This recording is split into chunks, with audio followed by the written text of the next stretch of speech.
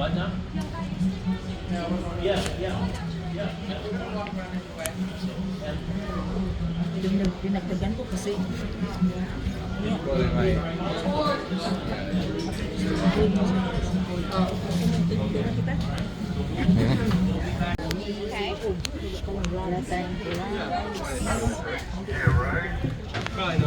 Good morning, everybody. My name is Harris, and I'm so glad you're here to join us for a fantastic 21-stop tour all over beautiful St. Augustine. We are more than welcome to get on and off at any of our stops. Another trolley comes along every 15 minutes up until 4:30 this afternoon.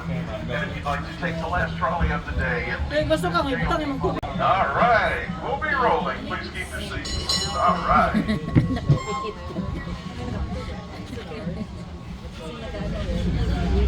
And again, welcome to beautiful St. Augustine, everybody. We are America's oldest city.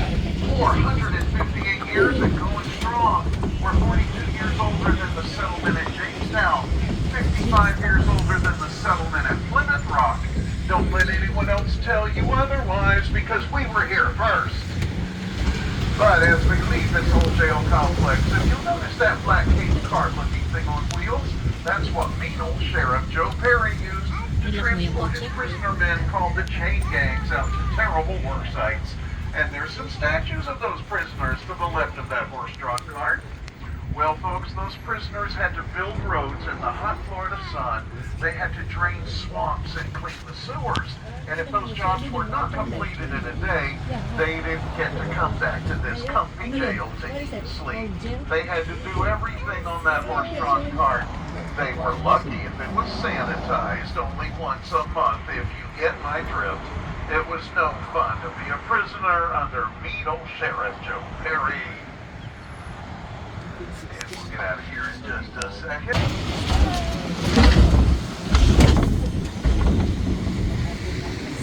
Well now, our colonial history goes back over 500 years to a man named Don Juan Ponce. You see, old Don Juan was the first mate of Christopher Columbus on his second voyage to the New World. He was also the first governor of the island of Puerto Rico. And while in Puerto Rico, folks, Don Juan was being intrigued by stories that the local natives were telling him about a magical fountain located on the island of Bimini, that if you drank from this fountain, well, folks, they never discovered it as they were blown off course in a storm somewhere south of St. Augustine, and they didn't even discover this territory because there were already about 100,000 natives already here. What they did discover, however, was the Gulf Stream, and that's that warm current of water located about 100 miles off the coast of Florida, and it allowed those Spanish treasure ships filled with their silver, gold, exotic goods and spices to travel back to Spain about 2 to 3 weeks sooner, thus avoiding many Atlantic storms as well as a chance of being attacked by pirates. Well, this was in the year 1513 that Don Juan came his way, and he thought this area was so beautiful that he gave it the name of La Florida, or Land of Flowers, and we like that name so much, we kept it ever since for our little state of Florida. As I said, this was the year 1513, and for about the next 50 years, Spain had tried, but unsuccessfully, to colonize this area. There was always something going wrong. Such as the Spanish, he was not a very happy king at all. He ordered his best admiral, Pedro Menendez and his army to come over this way to straighten things out. Folks, Pedro Menendez and his army landed here on September 8th of 1565. The good king had given Pedro Menendez and his men 3 very important orders once they arrived here. Number 1, first and foremost, get rid of the French. Number 2, finally establish a permanent Spanish colony. And number 3, Christianize the local natives. When Pedro Menendez and his army arrived, they marched north to capture that fort, which they were able to do rather easily. Well, the reason why it was so easy to take control of that fort was because it was by the stars. this is the most memorable days of our lives So they came down here to attack them. so far. However, They didn't come marching down like the Spanish went north. Oh no, they had to take sailing ships out of those Atlantic waters. Well, folks, there just happened to be a hurricane that September. It shipwrecked about 2,000 of those Frenchmen, whereas only about 250 survived. Pedro Menendez ended up capturing them, and he asked them one very important question. He said, "Are you Catholic?"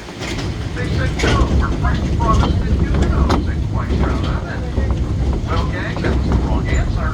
They were marched behind the dunes, their throats were put to that Spanish sword, and slit from neck to navel. Their bodies were thrown in that Matanzas Bay, which we're going to come up to in stop number 6. And it is said that bay bled red with their blood for 3 days. And that's how that bay got its name changed. From the Bay of Dancing Dolphins to the Matanzas Bay. You see, Matanzas means massacre or slaughter in Spanish, everybody.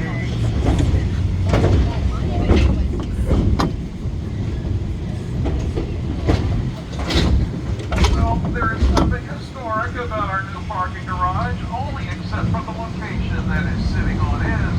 You see, this was the site of Florida's first Grand Hotel in the late 1800s, and it was named in the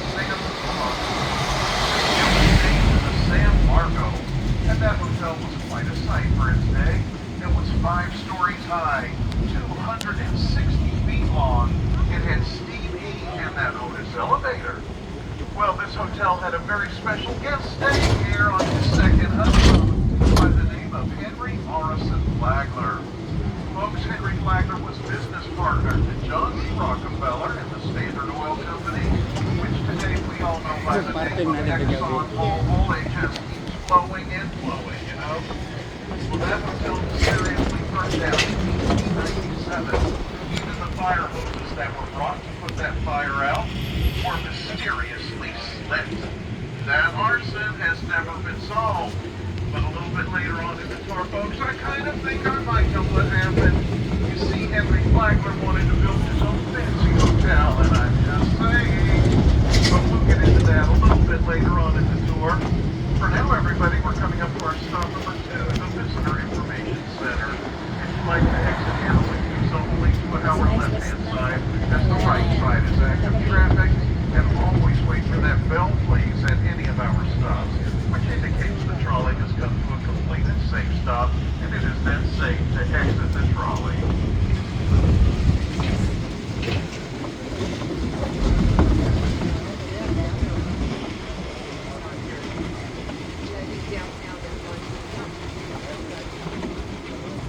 Anong minuto kaya ito?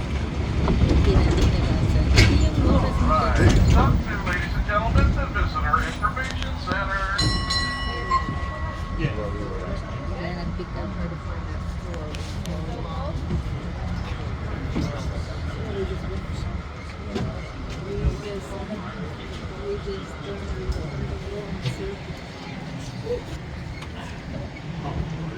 Tingnan mo yung lights sa ano. Tap sa ano. Yan o. Yung mga lights.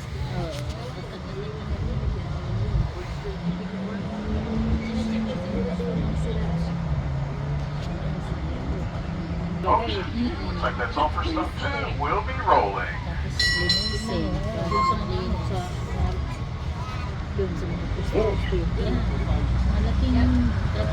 Now, as we leave this Visitor Information Center, if you'll notice these palm trees coming up to our left-hand side, and there's palm trees all throughout the city in the plaza.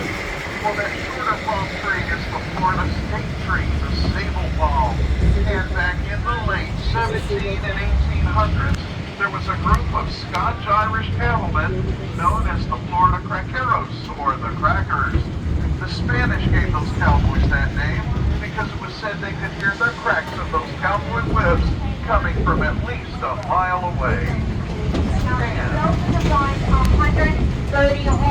as what those Cracker cowboys used with the hearts of those palm trees, they would boil them down with water, salt, back in spices, and they made something back then called swamp cabbage just to survive.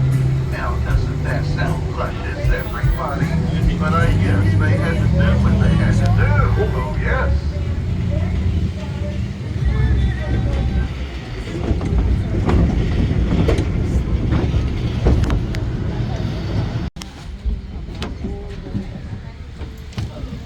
Huh? Yun. Right, welcome aboard, everybody. We'll be rolling in just a second.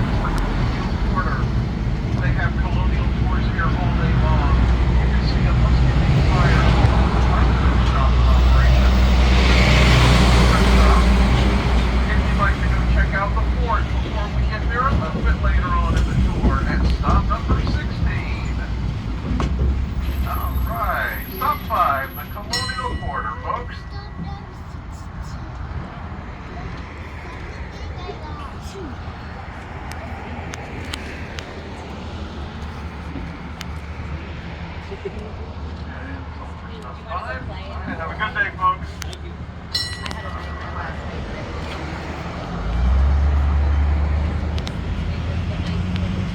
Well, in 1668, an English privateer by the name of Robert Cyril burned his city in our last 9 wooden fort to the ground. So yes, ladies, it took a woman to realize that wooden forts can keep burning down. It was the Queen of Spain who authorized the building of that stone fort in 1672, and it has never, ever been taken in battle. Coming up to our next stop, stop number 6, the Best Western Bayfront. If you'd like to get out, walk along the beautiful waterways, so there are shops and restaurants all along this right-hand side. This is also the stop for Harry's Restaurant, everybody. It's about 2 minutes up the sidewalk. It is one of the city's favorite, with wonderful New Orleans seafood. They open up at 11. Stop 6, Best Western Bayfront.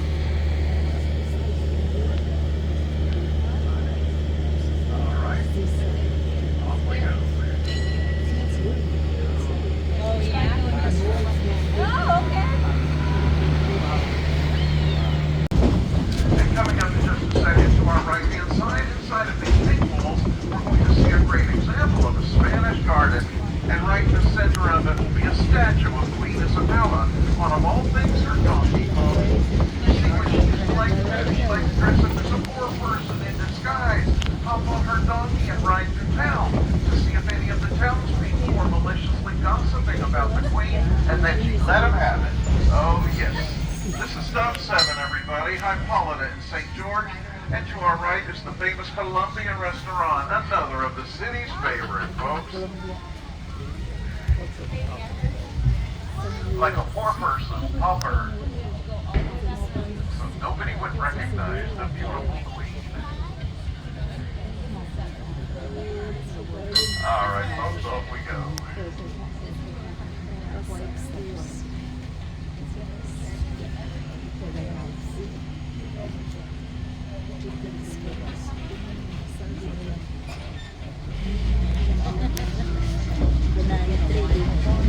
Oo nga, no? Now this area behind the Columbia restaurant is known as the Orchid Quarter. It's because in 1768 there was a Scottish doctor by the name of Andrew Turnbull who wanted to start an indigo plantation about 70 miles south of us in what is now New Smyrna. And indigo, folks, were those little blue berries they used back then to make a blue dye for the soldier's uniform. Well, this good doctor had about 1,400 indentured servants from that island to work that plantation. They were promised some land if they could stick it out for a number of years.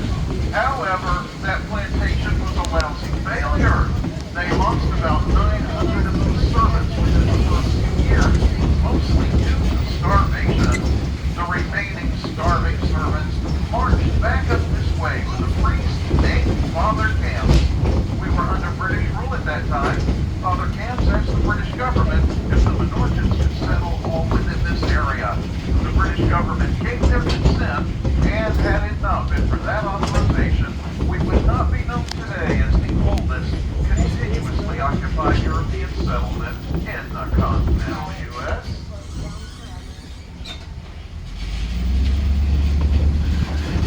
And earlier in the tour, when I said Henry Flagler was here on his second honeymoon, he thought this area would be nearly perfect to start his own resort business.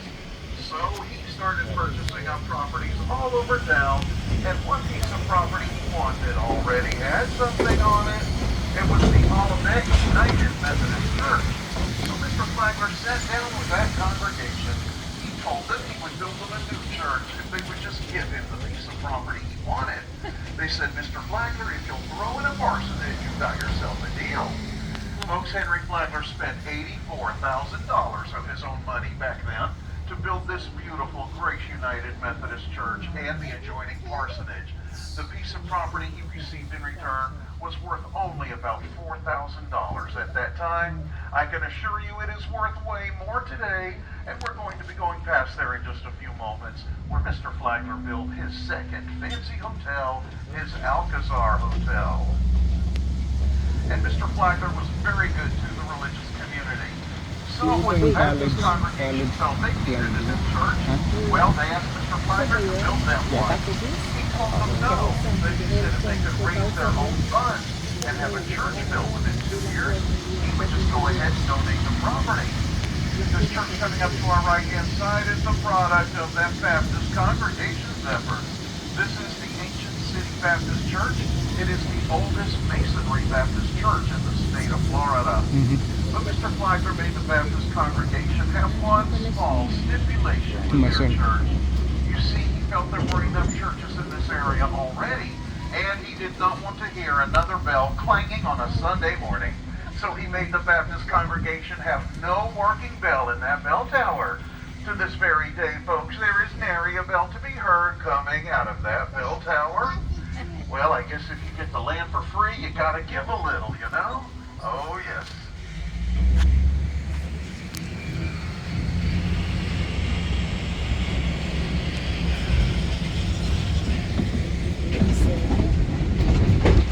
And this lovely church coming up to our right-hand side, Mr. Flagler had his hand in this one also. But there's a sad story behind it. You see, Henry Flagler had one daughter by the name of Jenny Louise, who lived in New York with her husband. Jenny Louise gave birth to a little baby girl she named Marjorie. Sadly, that little girl was only a few hours after being born, and Jenny Louise herself was suffering complications. She was on her way by steamship to St. Augustine when she too passed away. Heartbroken, Henry Flagler had this lovely church built in her memory. He had his men working around the clock, and they completed this lovely structure in only 361 days. This is Town Gate, ladies and gentlemen, the Flagler Presbyterian Memorial Church. Now, they've only opened it back up to the public for Sunday services, of course, but also on Fridays. But any other time, you're more than welcome to walk among their beautiful grounds if you'd like. Okay. I'm sorry? No, not today. You can only go on their grounds today. No, nobody will be rolling.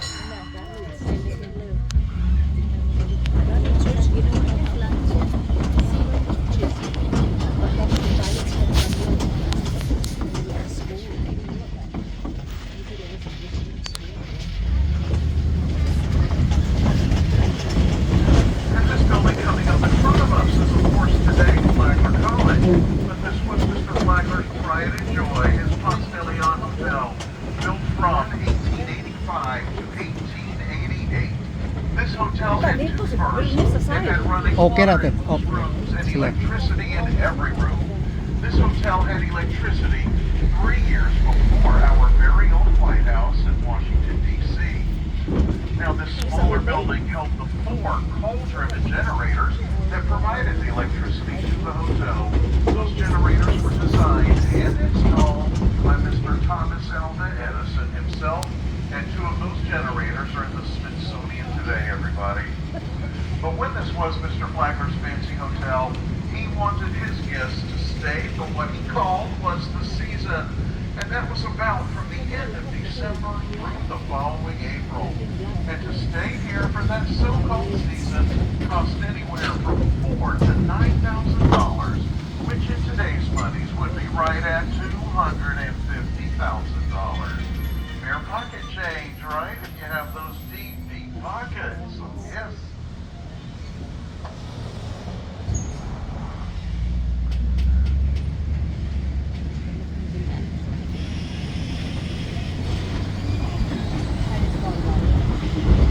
And if you'll notice the rotunda end of the building sticking out, that was the dining hall for the hotel guests, and it is still the dining hall for the college kids today. But when this hotel was being built, Mr. Flagler wanted it to be spectacular. So he hired a little-known artist back then by the name of Louis Comfort Tiffany to design some stained glass windows for his hotel. Folks, there are 79 Tiffany glass windows in this structure. It is the largest collection of Tiffany glass anywhere in the world.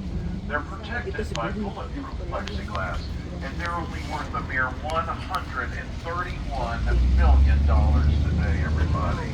Some more of that pocket change, right?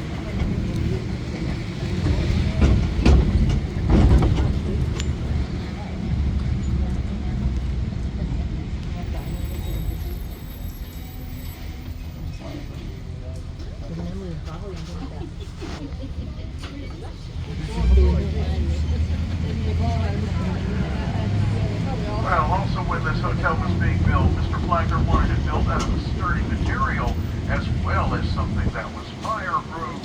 And we say, isn't that interesting that he wanted it built out of a fireproof material? That's why we think he had something to do with the burning down of the San Marco Hotel in 1897. It has just never ever been proven he did that. You see, Henry Flagler wanted the monopoly on the only luxury hotel here in town. As I said, it has never been proven he did that, but he was in luck anyhow, because back in 1883, there was a wealthy Bostonian architect by the name of Franklin Smith who wanted to build his winter home down here, and he was working with a revolutionary new method of construction at that time. Today we simply call it poured concrete. That's how this Postilion was built, as well as Mr. Smith's winter home right here. Folks, this was one of the first concrete buildings ever built in the United States in the late 1800s. And what they would do, they would take a concrete mixture, you fill it in a wooden frame, and you let it dry for a few days, and then you just keep building up, and up until you achieve the desired height of any building that you wanted. That's where this layering look with those horizontal lines come into effect.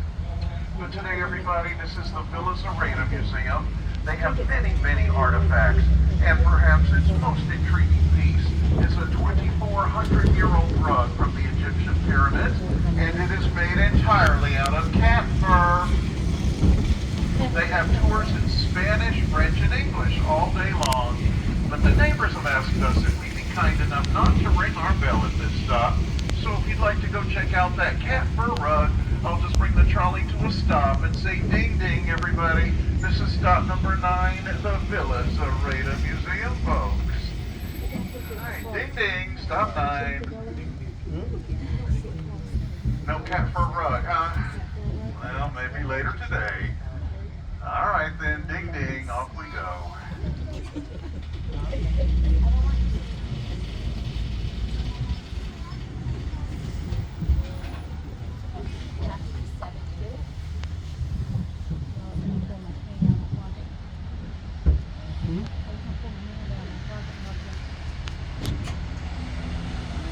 Well, in 1946, there was a gentleman by the name of Otto Leitner who was a publisher of a magazine named Hobbies Magazine out of Chicago, Illinois. And everyone said Mr. Leitner's hobby was collecting other people's stuff, much like today's modern-day hoarder, except he did not collect the junk that people do today.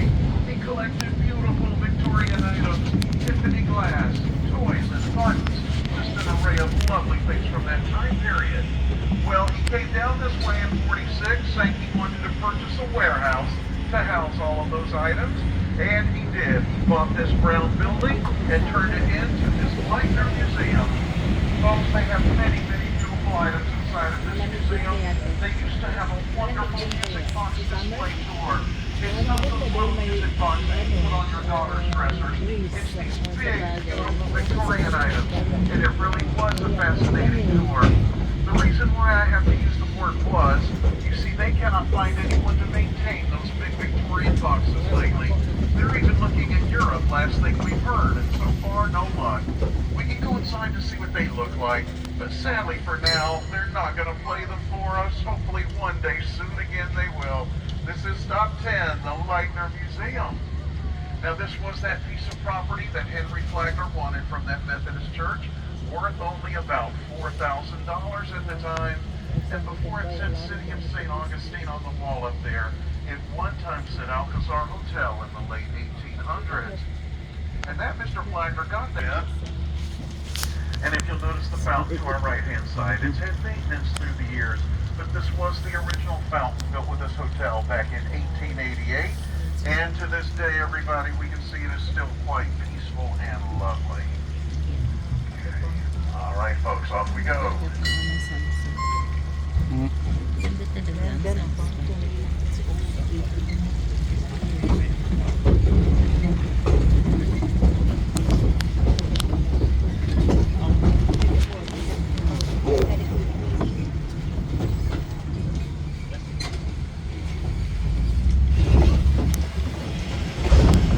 Oh, and this was Mr. Flagler's second fancy hotel, his Alcazar.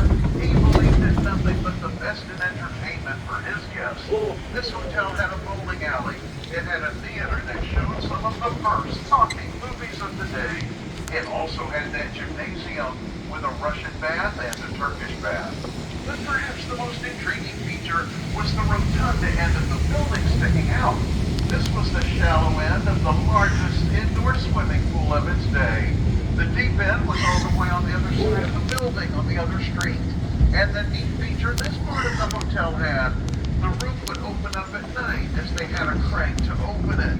People could be swimming in the pool, looking up at the stars, as well as watching people dance in that ballroom. Mr. Flagler thought of all entertainment for his guests. Well, folks, that swimming pool is no more today. They've covered it up, and the Alcazar Cafe now sits in its place. And folks, if you get a chance to go inside of that cafe area, all along the walls, they have these huge photographs of what that swimming pool looked like back in its heyday, and they really are quite fun and interesting to look at. And before these were parking lots, these were once 4 asphalt tennis courts. That last parking lot was what they called the Riding Academy, and that's where you learned how to drive that newfangled contraption back then, called a bicycle. Well, you needed a license to drive one of those things back then, probably because they had no brakes on them, but you could get that license right here at Mr. Flagler's Riding Academy. Again, he thought of everything for his guests. And this part of town we're coming to is today present-day Lincolnville.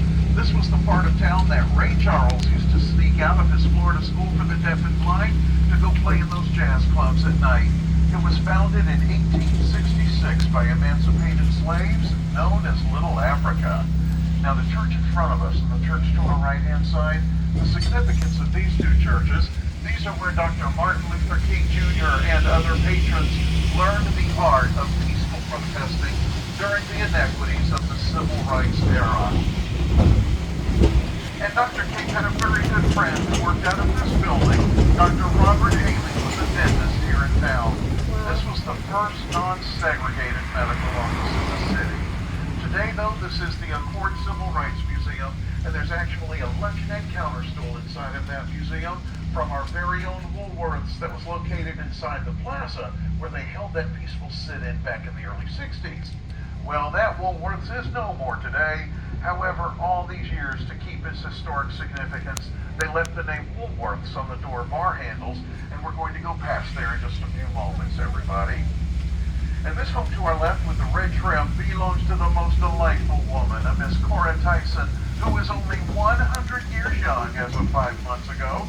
Back in the early 60s, folks, she was a school cafeteria worker. She let Dr. King lodge in her home back then, And there's proof he did because he signed her Bible just like a hotel registry. And just about a month and a half ago, Miss Cora was out here in her yard waving to all of us, and it is certainly an historic treat to always see the lovely Miss Cora. And Lincolnville has the largest collection of Victorian-style homes in St. Augustine, and we're very proud they've refurbished many of them back to their grand old glory days. Even this great home coming up to the right-hand side on the corner was once the home of Thomas Jefferson's great-granddaughter in the late 1800s. They've done a pretty nice job of bringing that back to life.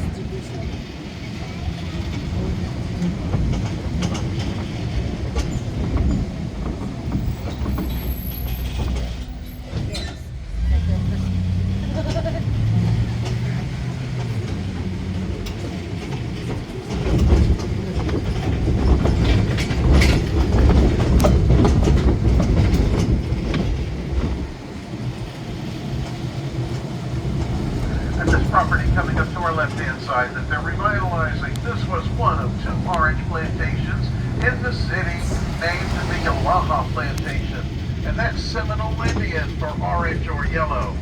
Well, back in its heyday, it was once owned by a gentleman by the name of P.B. Dumont, and he was half-brother to Alexander Dumont, the author of the Count of Monte Cristo and 3 Musketeer books.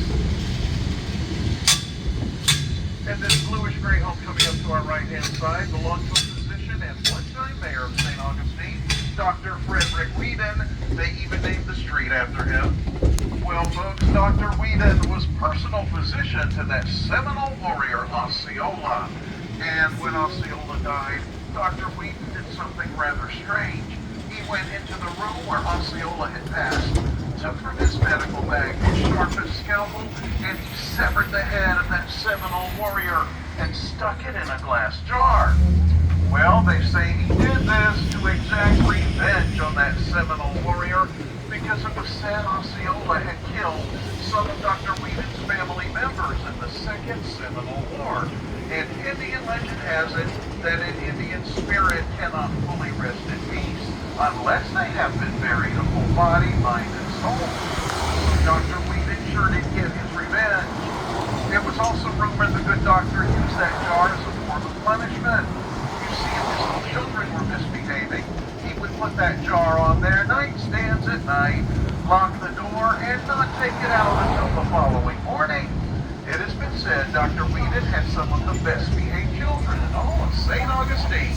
You think? Oh, yes. Anyhow, our next stop, ladies and gentlemen, stop 11 is the St. Augustine Distillery, where they make their own vodka, not from potatoes, but from sugar cane. They also make that demon pirate rum. And folks, they have pretty big septic stores here all day long, and as the day gets longer and I pick people up on that other side, they sure do have big smiles on their faces. I understand these tours are pretty darn nice. Did I mention they're freaking all day long? All right here at the St. Augustine Distillery.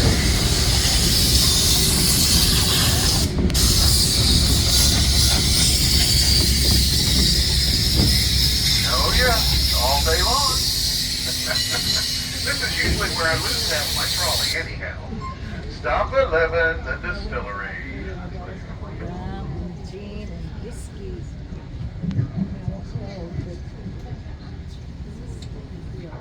A little too early for these spirits?